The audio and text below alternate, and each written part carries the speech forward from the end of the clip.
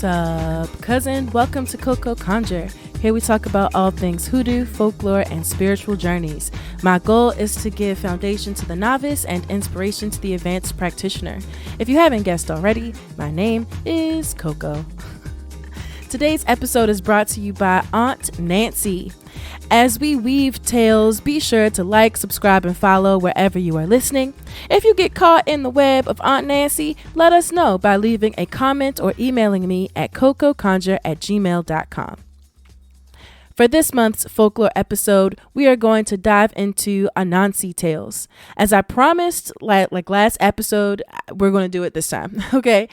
For a while, I avoided Anansi stories because they didn't seem hoodoo related. In my mind, Anansi was squarely an African or Caribbean, like spiritual master, storytelling device, that kind of thing. Like how John Henry or Bre Rabbit or Stagger Lee feels very, very American. And though I honor our roots from the motherland and I give a lot of respect to the diasporic traditions, I honestly feel our hoodoo and culture that surrounds it is a byproduct of Black American survival tactics in a country not intended for our freedoms. So, as a storyteller, a seeker of wisdom through words, I admire these tales of the spider, but I never thought that they were mine to bring to our table here of hoodoo. But one day, while I was writing an Other Tales original, I had a daydream about stories, like the creation of stories. And Anansi was a byproduct of those daydreams. As I was taking inspiration from someone else's real life story, as well as inspiration from the collective wisdom we draw our hoodoo from, I had the thought that all stories must be woven by the same thread. We weave them as culture dictates, as wisdom shapes, but because of the human condition, all of our stories share a single source.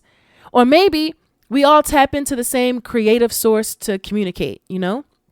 For me, I digest that as a universal force, a spirit of creativity that every human has access to, but some of us are more inclined to utilize it in our day-to-day life. So I gave myself permission to challenge my thoughts of motherland or diasporic tales on this podcast. Perhaps if I educated myself a bit more, I'd find common thread outside of the obvious answer of we Black and slavery happened, right? And though there are cryptids, hag-like creatures that I really want to explore, the first character that came to mind was Anansi. As I explained before in my search for Anansi stories, I came across the book Myths, Gods, and Immortals, Anansi, New and Ancient African Tales, at one of my absolute favorite restaurants, Busboys and Poets. And just like that, I was off to the races. Besides giving me names of Anansi folklore collectors and a dissection of appearances in film and television, this book also gives old oral tales and new short stories.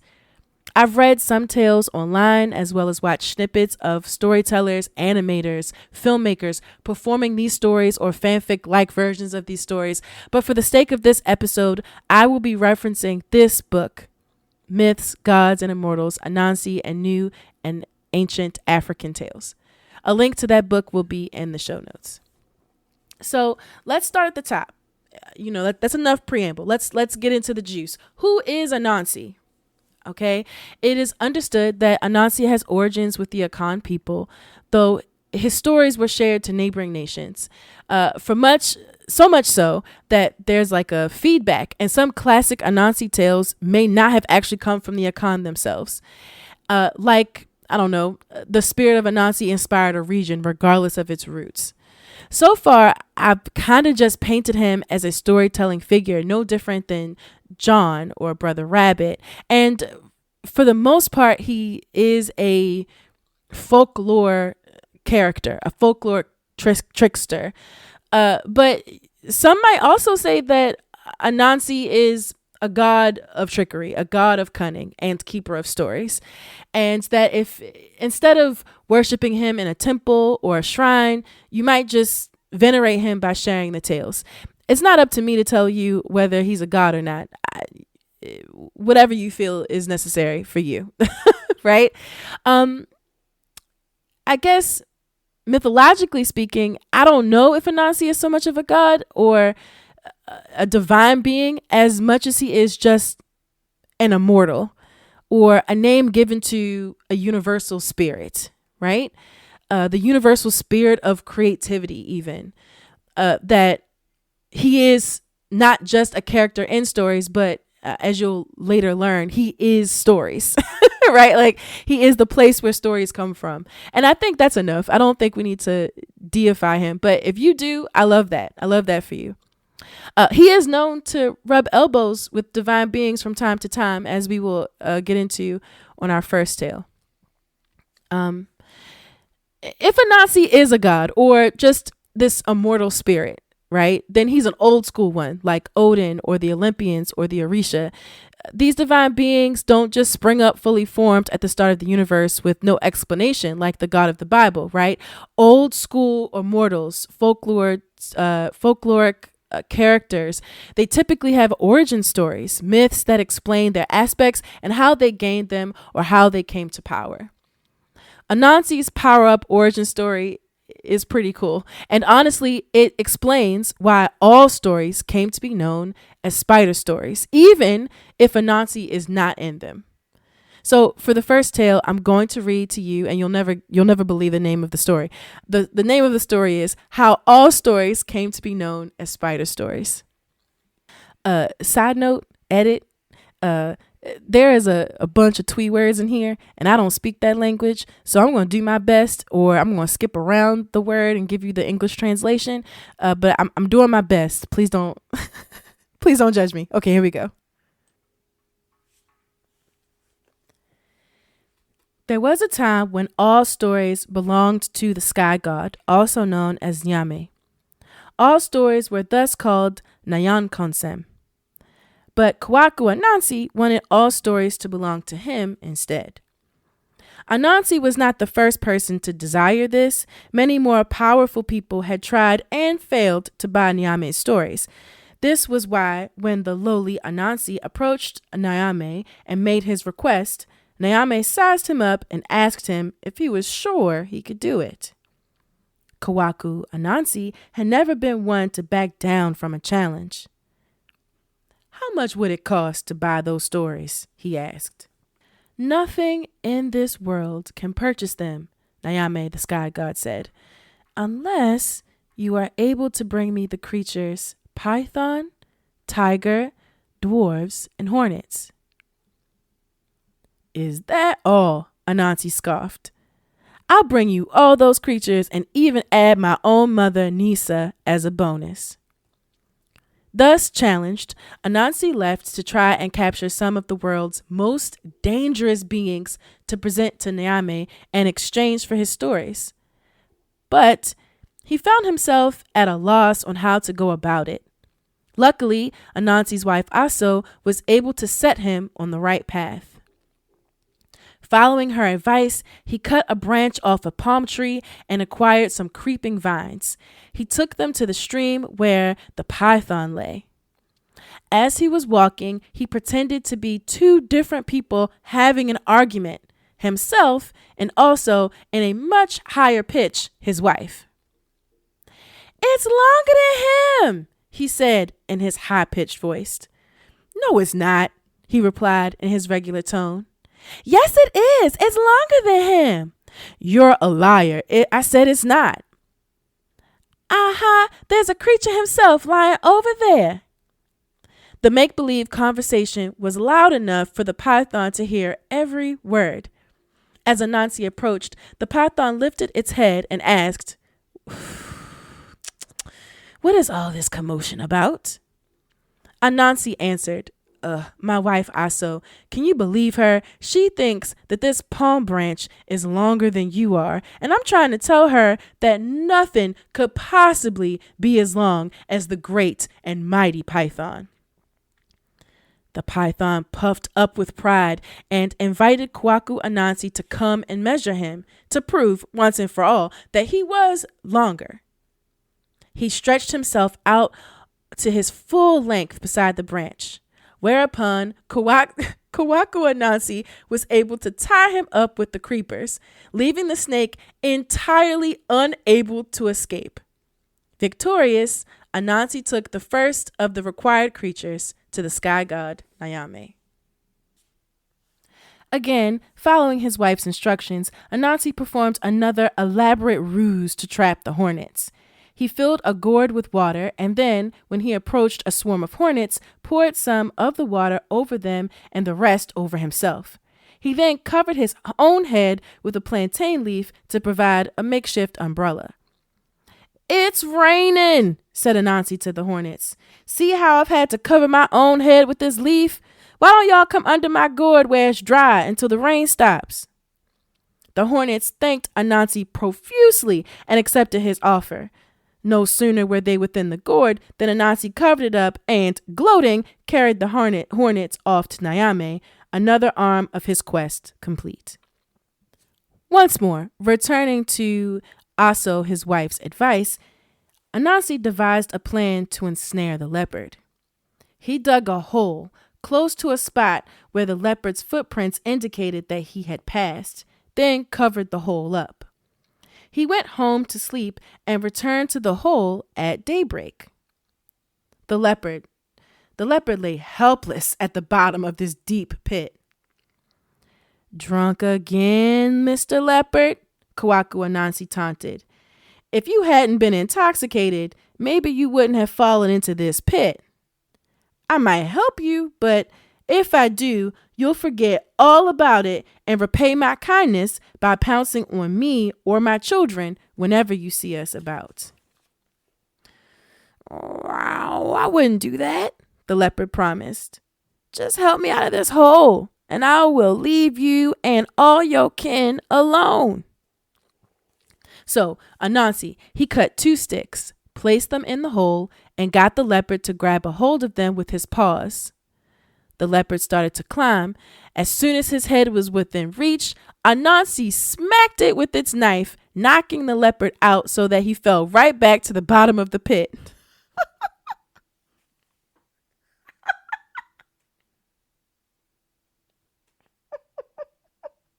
I can't. Okay. Anansi retrieved his body with a ladder and, gloating, once again, handed the leopard over to the sky god Nyame. CoCo Anansi, he still had to capture a moatia, clever and wicked forest-dwelling humanoid creatures about 3 feet in height and with feet that pointed backwards. To trap one of these, CoCo Anansi carved an Akuaba doll, a humanoid female figure made out of wood. He covered the doll with some sticky latex, which he had tapped from a tree. Then he cooked a meal of mashed yams and put some in the Akuaba doll's hand, leaving the rest in a dish. He tied a string around the doll's waist that he might manipulate it like a puppet and placed it at the foot of an odum tree where the moatia liked to come and play. Soon enough, 2 moatias showed up. When they saw the Akuaba doll with the tasty-looking yams, one of them asked, "Sister Akua, may I have some of your food?" Far out of sight, Anansi tugged on the Akuaba doll's string so that it appeared to nod in consent. The moatia ate, and when she was finished, tried to thank the Akuaba doll. The doll, of course, did not reply. The creature said to her sibling, "She is not acknowledging my thanks." The second told the first, "Slap her for her rudeness." And so the first slapped the Akuaba doll. Her palm met the sticky latex and got stuck fast. Her sibling advised, "Slap her with your other hand. Slap her with your other hand." She did, then cried out in dismay, "Now both my hands are stuck." The second gave a final piece of advice. "Hit her with your belly. Hit her with your belly." As soon as the moatia did so, with her belly now stuck to the doll, Anansi emerged and tied the creature up. He carried her off to give to Nyame, the sky god. He passed by his house to get his mother and took her along to be handed over to Nyame as well. Nyame, upon receiving the last on the list, called everyone from every village, every royal and official title holder in every region of the kingdom, all the leaders of the army, everyone. And he said before them all the powerful kings who came before Anansi couldn't buy the Nyakomsem. CoCo Anansi has done what all of you could not. He bought me the python and the leopard and the hornets and the moatia. And even his mother Nisa.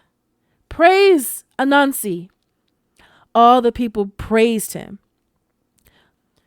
CoCo Anansi, declared Nyame, today and forevermore, Nyankonsem will no longer be known as Nyankonsem, but as Anansi-sem.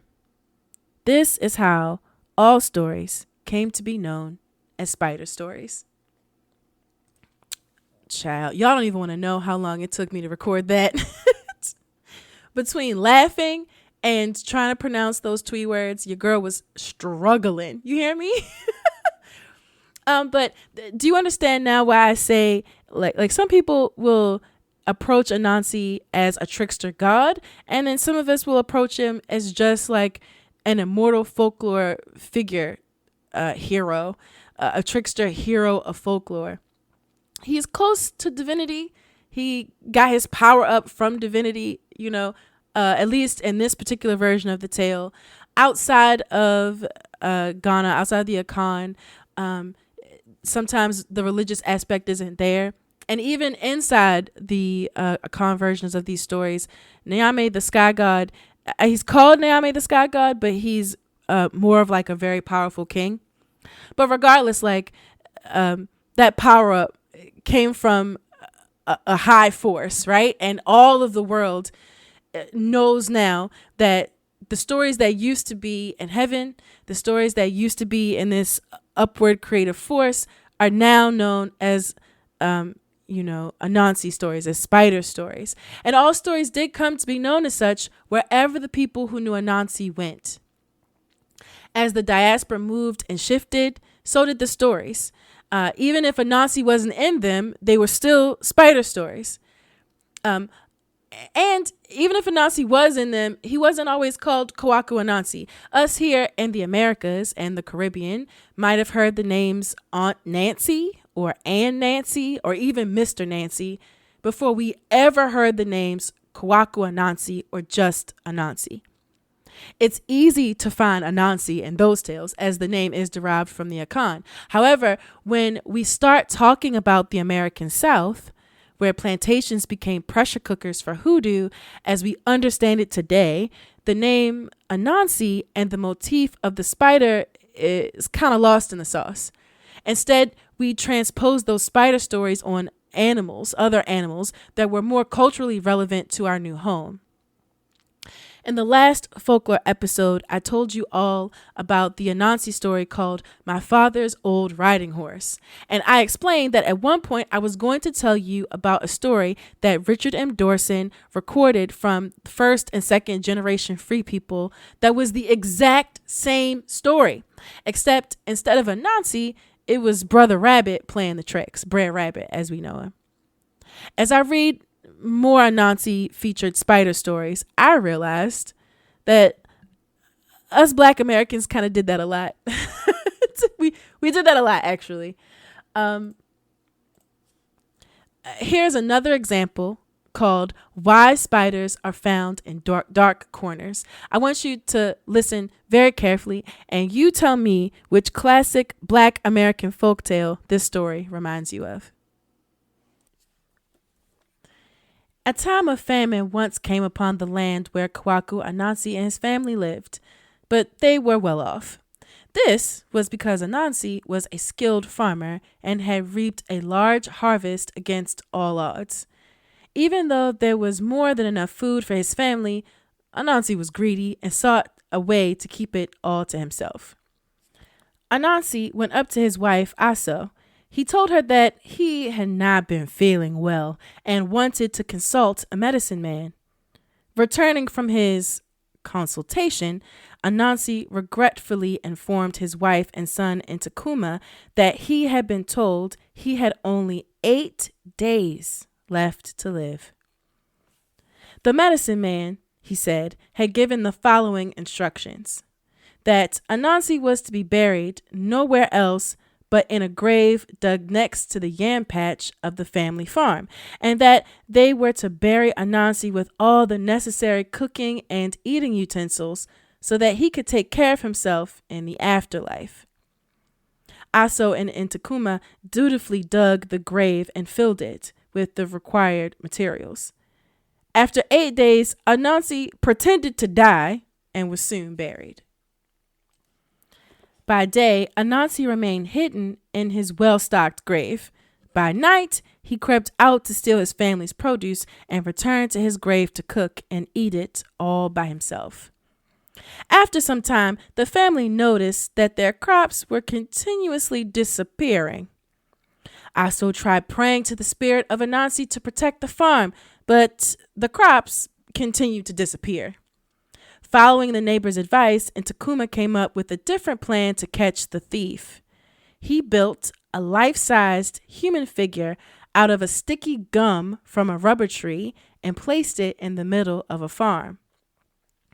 That night, Anansi rose again to steal some more food. This time, he encountered this lone, silent figure in the dark. "Hey," Anansi said, "what do you think you're doing here on my farm?" The figure did not respond. Anansi, incensed at the person's rudeness, threatened to strike him if he did not answer or leave immediately. The rubber figure did neither, and so Anansi struck it with his right hand, but the hand refused to come loose. "If you don't release me at once, I will strike you with my left hand, which is even stronger than my right," Anansi threatened. Still, the figure gave no response. Anansi carried out this threat. Again, his hand stuck fast to the figure. Anansi tried again, uttering threat after threat and striking blow after blow until his 2 hands, his 2 feet, his head, and his belly were all stuck to the figure. No matter how violently he struggled, he could not get free. When morning came, Aso and Takuma came to find none other than the supposedly dead Kawaku Anansi as the captured thief. They paraded him through the village, where all the neighbors laughed and jeered at his ridiculous state. Once they pried him off the sticky figure, Anansi, unable to deal with the shame, turned himself into a spider. He ran into the nearest house and hid up on the darkest corner of the ceiling. And this is why spiders tend to be found in dark corners even today. All right. I would give you time to guess, but the answer is very obvious. Cousin, this is the tar baby. I just read to you the great Akan grandfather of the tar baby story, right? Removed from our homeland, as we carved out space for ourselves on the continental U.S., we lost a lot to time as our ancestors were put into survival mode. Apparently, we did not lose our spider stories, right? The only difference I would say is culture is lessened. So, Anansi, Kawaku Anansi, bless him, was shamed. He was shamed, turned himself into a spider, and hid from his shame of, being too greedy and stealing from his own family. Sad facts, right? Brother Rabbit and the tar baby, he told Brother Fox, "Bro, you caught me this one time, but you will never be able to out-trick the trickster." Right? Like, I want to be here. This is where I belong, like, if you've never heard the tar baby story, just go back into the Other Tales folklore playlist. It's like one of the first folklore stories I told on this podcast. And that's now 2 stories that I've shared where Brother Rabbit took the cunning role that Anansi typically holds in Anansi featured spider stories. But do not think that Anansi and Brother Rabbit are one and the same. I mean, it's not unheard of for a trickster to take a new shape, a new gender, as the stories about them progress, change, shift. And they're tricksters. That's the point. They can be anyone, do anything. But that does not mean that it's a 1-for-1. Anansi is Brother Rabbit and the US for every tale told. That's too neat. And humans do not tell neat stories. Humans tell stories like a game of telephone. It's bound to change and morph and become its own thing over time. So Anansi and Brother Rabbit, right? They do actually appear in the same tales. Notably in the story, Brother Rabbit doesn't go to see Aunt Nancy. And this story pops up in the Uncle Remus collection by Joel Chandler Harris. Fun fact, there is no Uncle Remus. He's not a real person. He's a fictional person through which these stories are told so that Joel Chandler Harris can tell black stories, even though he does not have a black face, right? But his proximity to black folks working on plantations in Georgia before he became a journalist, folklorist, allowed him access to these stories. And we get a snippet of that story. Brother Rabbit doesn't go to see Aunt Nancy on page 29 of the current text we're reading from, Myths, Gods, and Immortals, Anansi, New and Ancient African Tales. And it's such a fun story worth telling. So I found a copy online of the Uncle Remus version. Check the show notes for details, but the story goes a little something like this.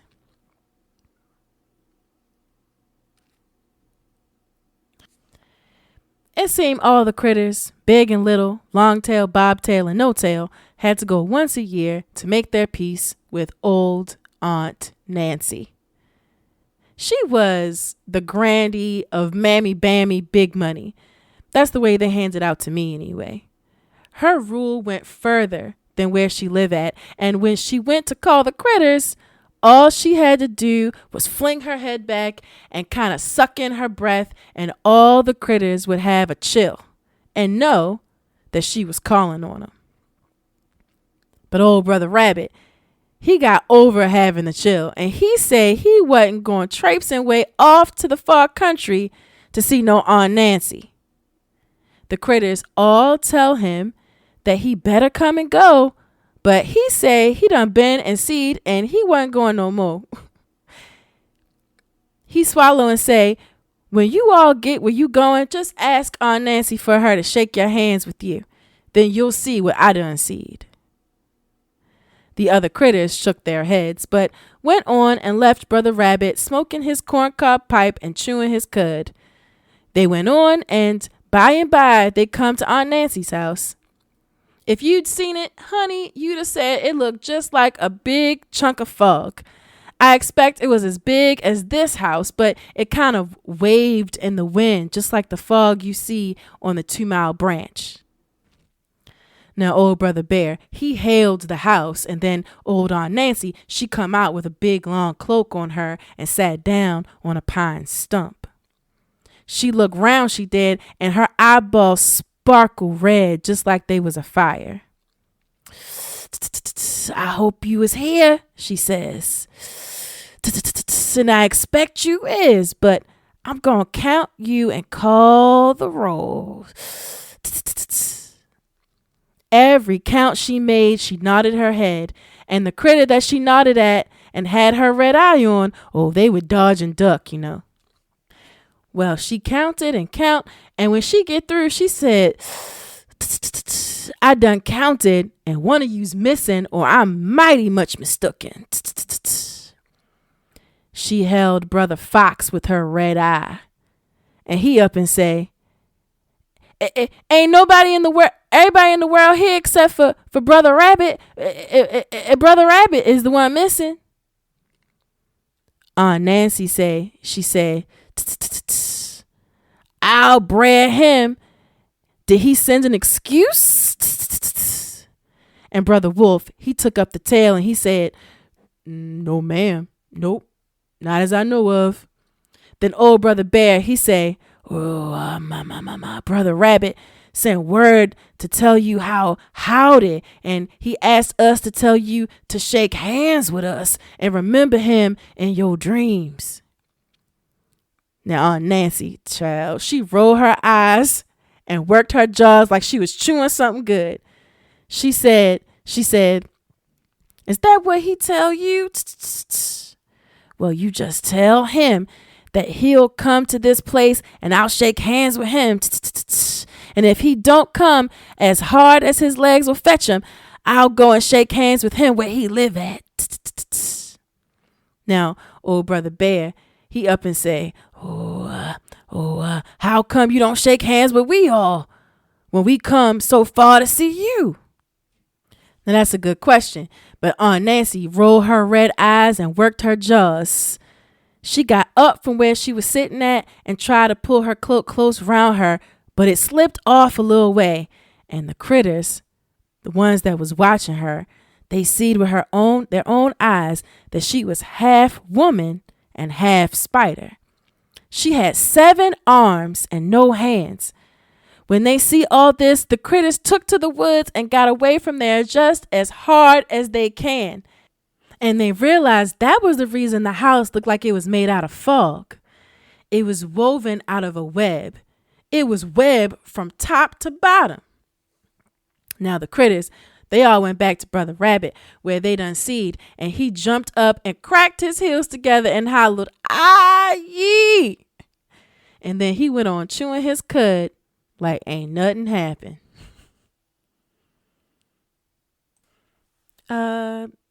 Honestly, no notes. That was just a fun story starring Aunt Nancy. Actually, I love that about Anansi, the original Spider-Man. God or not, I love the fact that he is exactly what the story requires. Shape-shifting into man or woman, animal or person, villain or hero. Like, this is why I say Anansi might be less a god and more just an immortal folklore being, you know, a name to the universal spirit of creativity. Anansi is not just a character in the story. Anansi is the story, the art of telling the story, the means in which a story can be told. All stories are spider stories. Even if, you know, the spider doesn't look the same or isn't in the story at all. So from one nation to another, from one diasporic community to another, we've kept our spider stories. The very foundations of this podcast is rooted in those stories and how we as Black Americans share them and use them in our hoodoo, both magically and within our community. Our stories are not always exactly the same as the root stories from the motherland, but they do still share the same Anansi spirit, the same spider story spirit. They are still being woven in the same web that connects us. Okay, cousin, we've reached the end of the podcast. Thanks a bunch for chilling with me. I didn't even scratch the surface on what is Anansi. I just wanted to target this episode to our hoodoo cultural minds. If you get a chance, click on some of the links in the show notes to watch more Anansi tales. And I encourage you to check out our book of this episode, Myths, Gods, and Immortals, Anansi, New and Ancient African Tales. It gives a much more in-depth breakdown of the immortal that is Anansi. I'm sure we'll come back to this book at some point, since it's now kind of firmly tucked into our hoodoo library, and it gave me more books to look into. It gave me more anthropologists to study up on, right? But before we get out of here, cousin, I want to let you know that you deserve the world. As we move through this life, we collect stories. Whichever story we tell and why, just remember that we are weaving a web around ourselves. So may those stories be merciful, be wise, and full of laughs. And cousin, remember that if you call for your blessings, they will come to you. I'll see you guys next time.